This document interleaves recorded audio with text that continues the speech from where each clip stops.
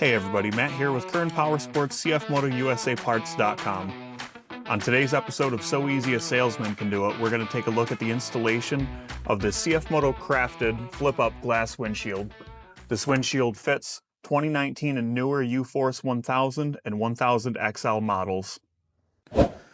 Just to give you a quick look at this windshield, this is it installed, all glass. Already all set up for a washer and wiper kit.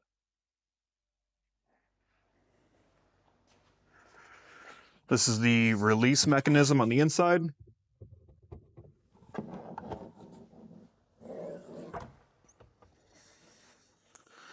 You can also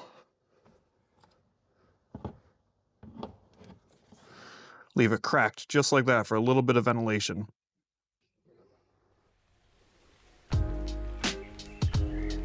The first step is to go ahead and remove these 5 10mm bolts that hold the front of the roof panel down.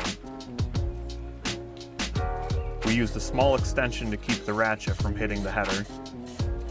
You could also remove the bolts holding on the rear of the roof panel and remove the roof panel entirely to give yourself a little bit more room to work. Next, we are removing the bolts from the windshield ceiling support seat, making sure to note the order that they come out in so that we can install them in the correct order.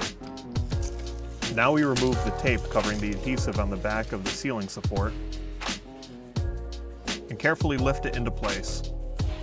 Here we're just making sure the holes in the ceiling support line up with the holes in the header. To fasten down the ceiling support, take these 5mm Allen bolts and install them on either side, ensuring that the rubber washer is sandwiched between the header and the metal washer of the bolt.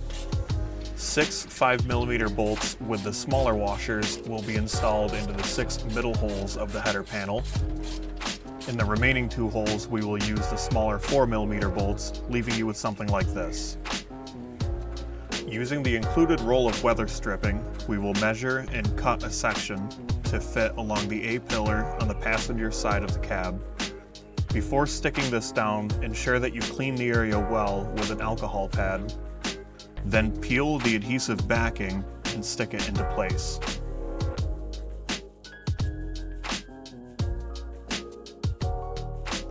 Then repeat this process on the driver's side.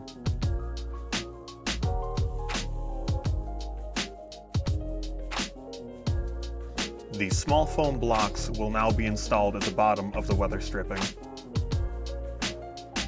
Next, we will take the position base and align the center hole with the center divot on the dash.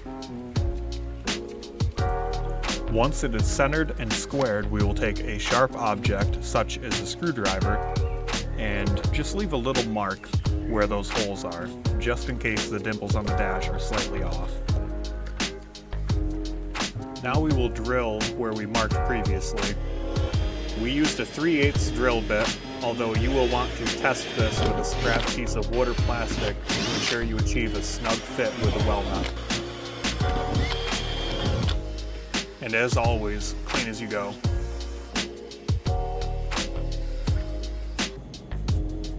Using a spray lubricant, we will lightly coat the outside of the Wellnut and then gently drive it into place, making sure to clean up any excess spray afterwards with a rag. With the position base now in place, we can take the 3 screws with plastic washers and insert them across the front of the dash. The remaining 2 screws will be used at the lower end down near the cup holders. It helps to use a fair amount of down pressure on the base to help ensure that the Wellnut is seated properly. Now we can go ahead and lift the windshield into place, making sure to tuck those hinges up underneath the roof.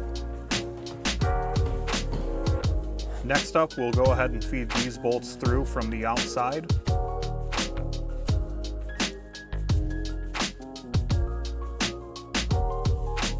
With just the roof loosened, it's easy enough to lift it up to give yourself a little bit of room.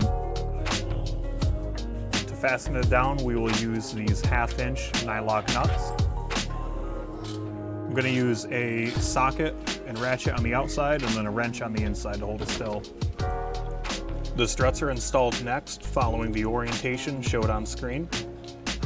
Then we'll tighten it down using a 1/2 inch on the nut and a 12 on the stud. Repeat this on the other side as well. For the next step, you'll need a helper to hold the windshield up while you install the bottom of the strut. Coordinating between the two of you is probably the hardest part of this entire process. Once you have it lined up, it's a 12mm nut on the stud to tighten it down. And you'll repeat this on both sides. Now we can go ahead and tighten down the 4mm Allen head bolts on the handle. This last step is only required if you experience water leaking between the windshield and the seal at the top. What I'm doing here is removing the tape that goes across the top that marks where the seal goes, and then carefully putting this foam seal into place. I leave a little bit of the tab sticking out so that once I have it where I need it, I can start pulling the tab to stick it down. With the foam seal on, the only thing remaining to do is bolt the roof down again. These will be the same 5 bolts that we removed at the very beginning. And with that, we're completely done.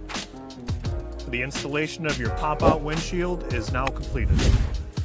There's nothing left to do now except get out and enjoy it. For future installation videos, projects, and walkarounds, be sure to like, follow, and subscribe us on all of our socials.